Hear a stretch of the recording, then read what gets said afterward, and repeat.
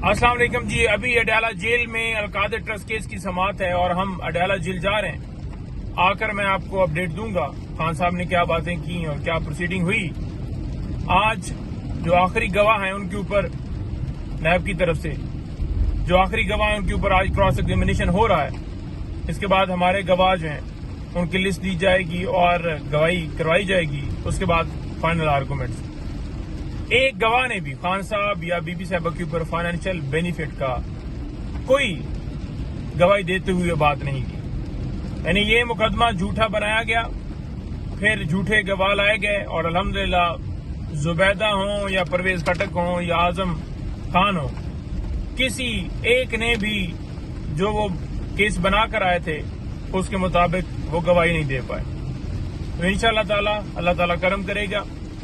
اس کے ساتھ ساتھ آج اسلام آباد ہائی کورٹ میں جو نیب کے نوٹسز جو پہلے بی بی صاحبہ کو خان صاحب کو بھجوائے گئے تھے ان نوٹسز کو چیلنج کیا گیا تھا, اس کی آج اسلام آباد ہائی کورٹ میں سماعت ہے. اور ساتھ ہی جو غیر قانونی گرفتاری خان صاحب کی اور بی بی صاحبہ کی ڈالی گئی تھی اس غیر قانونی گرفتاری کے خلاف بھی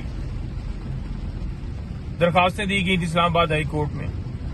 وہ سارا میٹر کلب کر کے اور اس تمام معاملے کے اوپر سماعت ہے. غیر قانونی گرفتاری ڈالی گئی تھی, توشہ خانہ پارٹ 4 سٹارٹ کیا گیا ہے. معزز عدالت نے لاسٹ ہیئرنگ کے اوپر بھی کہا کہ 108 گفٹ ہیں, تو آپ جو ہے وہ ہر دفعہ نیا کیس سٹارٹ کریں گے, نیا کیس شروع کریں گے, پھر سزا دیں گے. کتنی دفعہ سزا دیں گے, کتنی دفعہ یہ کیس بنائیں گے, کتنی دفعہ کیس چلائیں گے. یعنی ایک جرم ہوتا ہے تو اس کے اوپر ایک کارروائی ہوتی ہے. لیکن پاکستان میں کی جنگل کا قانون ہے اور ٹارگٹ خان صاحب ہیں. پھر جب وہ ٹارگٹ وہ ہیں تو ان کے ساتھ ان کی اہلیہ ہوں, پارٹی ہو, فیملی ممبران ہوں, جو بھی ہوں, تو ہر ایک کو ٹارگٹ کیا جاتا ہے. تو یہ آج کی اپڈیٹ ہے. مزید میں آپ کو خان صاحب سے ملاقات کر کے ان کی طرف سے جو اسٹیٹمنٹ ہوگی وہ آپ کو دوں گا. بہت شکریہ.